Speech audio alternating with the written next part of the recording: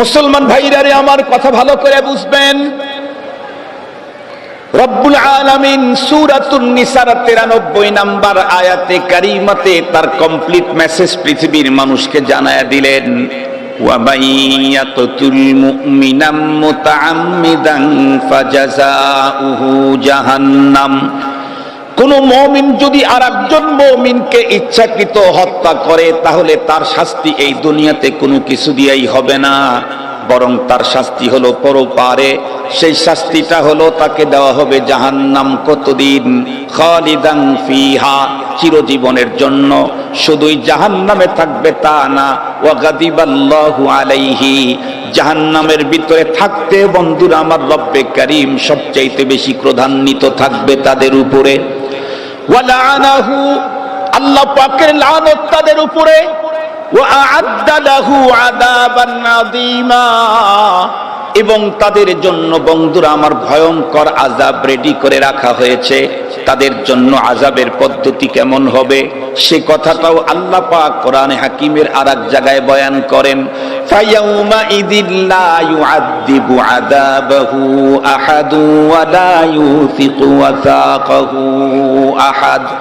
পরপরে আমি আল্লাহ যাদেরকে শাস্তি দেব, দুনিয়াতে যত ভয়ঙ্কর শাস্তির পদ্ধতি তোমরা দেখেছো অথবা শুনেছো, এই জাতীয় কোনো অল পদ্ধতি আমি ব্যবহার করব না।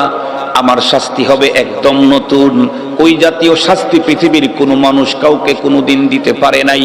আর আমি অপরাধীদেরকে সেদিন যে বেঁধে রাখবো, দুনিয়াতে বহু অপরাধীকে ভয়ঙ্কর ভয়ঙ্কর পদ্ধতিতে বেঁধে রাখার পদ্ধতি তোমরা দেখেছো অথবা ইতিহাসে তোমরা পড়েছো শুনেছো।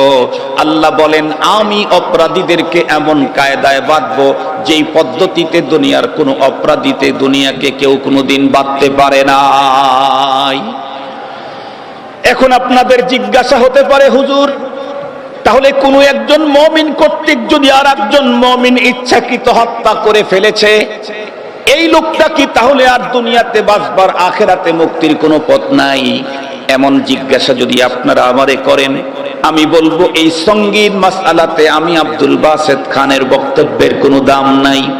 এইরকম বন্ধুরা আমার এইরকম জটিল মাসআলাতে আমার বক্তব্যের কোনো দাম নাই, বরং আমি ওই জাতীয় মানুষের বক্তব্য আপনাদের খেদমতে তুলে ধরতে চাই যাদেরকে আল্লাহ পাক আমাদেরকে কিয়ামত পর্যন্তর জন্য আনেওয়ালা মানুষদেরকে অনুকরণের জন্য অর্ডার দিয়েছেন। আল্লাহ বলেন, ওয়াল্লাযীনা তাবাউহুম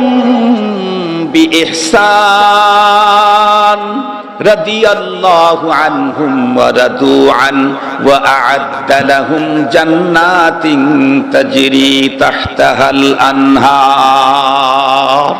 কিয়ামত পর্যন্ত আনেওয়ালা প্রতিটি মানুষকে অর্ডার করা হয়েছে সাহাবায়ে কেরামদের অনুকরণ করার জন্য। নরমাল অনুকরণ নয়, ঈমান ও সাহাবীদের মতো আনতে বলা হয়েছে।